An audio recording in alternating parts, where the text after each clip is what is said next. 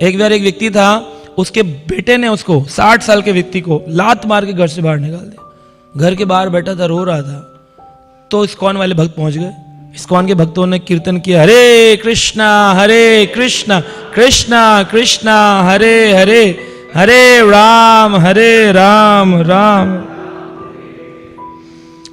तो बैठा बैठा बोलते हैं कि स्वप्न अवस्था में था वो अपनी, क्योंकि दुख था उसके जीवन में बहुत। लेकिन स्वप्न में क्या होता है, बोलते हैं दुखे च सुखे मानिनः, दुख को सुख मानते हैं। भागवत का प्रमाण है, दुखे च सुख मानिनः, दुख को सुख मानते हैं। अभी संसार में कितना दुख व्याप्त है चारों तरफ, है ना, रो रहे, पिट रहे हैं, थप्पड़ खा रहे हैं, फिर भी 1 जनवरी को भेजेंगे हैप्पी न्यू ईयर। और वो हैप्पी न्यू ईयर भेज करके एक व्यक्ति से पूछा गया, एक कलाकार से, बोले कि आपने नए साल का क्या रेजोल्यूशन लिया, इस बार आप क्या नया करेंगे? कह रहे जब पिछले 50 सालों में कुछ नहीं कर पाया तो अब मैं नए साल में क्या कर लूंगा, कुछ नहीं कर सकता हूं। तो नया साल आएगा, ऐसा होगा, हैप्पी हैप्पी हैप्पी, लेकिन कभी वो हैप्पी न्यू ईयर हैप्पी होता ही नहीं है। हमेशा वो दुखमय जीवन ही रहता है। पता चलता कोरोना का फिर से वेरिएंट आने वाला है, 2 लाख लोग बीमार हो गए, फिर काय बात का हैप्पी न्यू ईयर होने वाला है। लेकिन फिर भी दुखे च सुख मानी ना, दुख को सुख माने। कह रहे चलो कुछ दिन फिर लॉकडाउन होगा तो घर में बैठेंगे, कुछ दिन पकोड़े खा लेंगे, थोड़ा दुख में सुख ढूंढ रहे होते हैं। तो पिटाई होकर के घर के बाहर बैठा था, तो इतने में कीर्तन करते भक्त आ गए, पुस्तक वितरण करते, संकीर्तन। बोले ये लीजिए पुस्तक। बोले थैंक यू, पुस्तक ले ली, प्रसाद ले लिया। उसके बाद बोले चलो आप इतने दुखी क्यों दिख रहे हो, जीवन में खुशी नहीं है? कह रहा है नहीं दुखी हूं, लेकिन इतना भी दुखी नहीं हूं।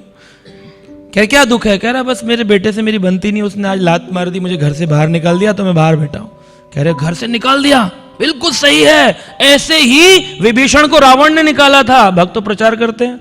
ऐसे ही विदुर को निकाल दिया गया था साम्राज्य से, उन्होंने तीर्थ यात्रा करी, चलिए हमारे साथ चलेंगे वृंदावन कीर्तन करते हुए, संकीर्तन करते हुए।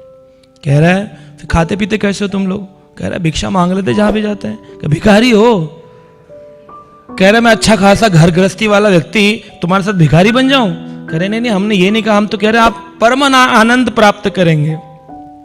तो बोला कि नहीं मुझे भिखारी बनने का शौक नहीं है ना। तो कहा इतना दुख तो है आपके जीवन में? कह रहे कहां दुख है, बेटा है तो लात मारी है ना, तो बेटे का सुख तो है, बेटा तो है। कह रहे कितने लोग हैं जो आज बेटे के पुत्र विहीन है, पुत्री लेके घूम रहे हैं, पुत्र विहीन है। आज मैं कितना समझदार हूं, मेरे घर में पुत्र है, तो मेरा पिंड दान करेगा। पू नामक नरकहत्रायतेति पुत्र, ये पुत्र मेरा पिंड दान करेगा और मैं उसे छोड़कर चले आऊं तुम लोग, मुझे भिखारी नहीं बनना। तो दुखे च सुख माने, दुख को सुख मान करके बैठे हुए। बोले कि घर में पत्नी जो है वो बहुत बुरा व्यवहार करती है, कड़वा बोलती है। बोले तो चलो वृंदावन। कह रहे नहीं इतना भी नहीं बोलती है।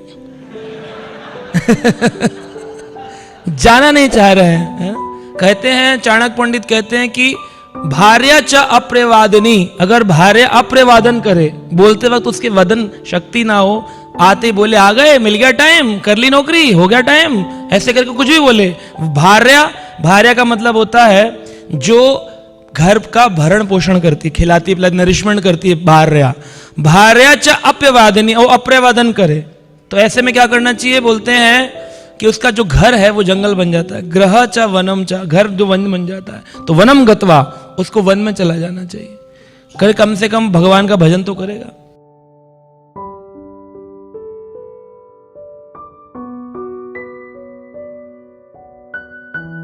Subscribe now and press the bell icon.